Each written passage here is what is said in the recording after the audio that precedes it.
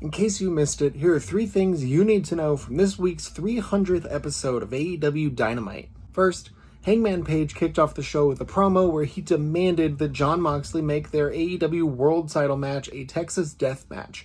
It's a bit of back and forth to get to that point, and then he finally was able to get Jon Moxley to agree to make it a Texas Death Match. And then hit the buckshot lariat on Marina Shafir for good measure. It was a crazy opening 20 minutes. It feels like a lot got accomplished if it was even, kind of repetitive kind of things that we've all heard and seen before. Hangman is just such a compelling character that it breaks the formula that these Death Rider segments have been having by a lot. And I cannot imagine him losing at All In, because I don't want to imagine him losing at All In. But the deathmatch stipulation is going to be an incredible dynamic to watch between these two guys specifically. Second, Mercedes Moné defeated Mina Shirakawa in a match for the TBS Championship that was also Mercedes' 1,000th career wrestling match, which is insane to think about.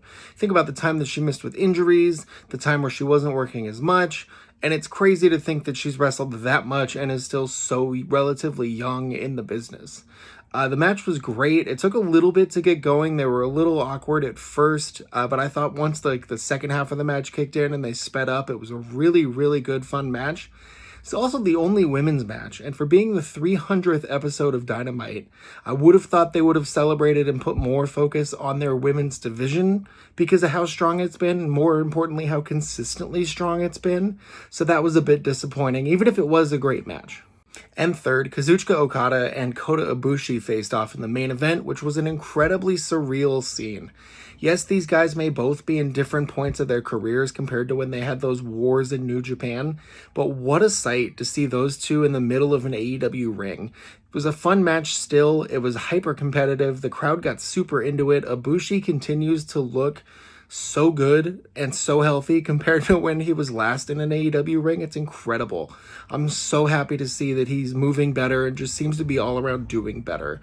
And that said, it did do its job in generating a ton of excitement for Okada and Omega, because if these guys can put together a match like this for TV, I can only imagine what those two guys are going to do for All In. Let me know what your favorite part of the show this week was.